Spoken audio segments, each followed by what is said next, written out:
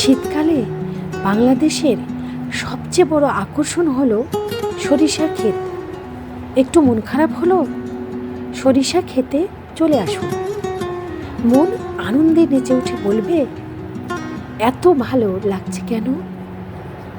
শীতকালে মাগুরা জেলার সর্বত্র ব্যাপক সরিষা চাষ হয়। যেদিকে তাকাবেন শুধু হলুদ আর হলুদ। এ যেন হলুদের বন্যা। শুধু চোখ জুড়িয়ে যায় তাই নয়, প্রাণও জুড়িয়ে যায়। কারণ সরিষা ফুলের স্বর্গীয় ঘ্রাণের কোনো তুলনাই নেই। শহরের যান্ত্রিক জীবনে আমাদের প্রাণশক্তি কমে আসে, তাই মাঝে মাঝে প্রকৃতির কাছাকাছি যাওয়া উচিত।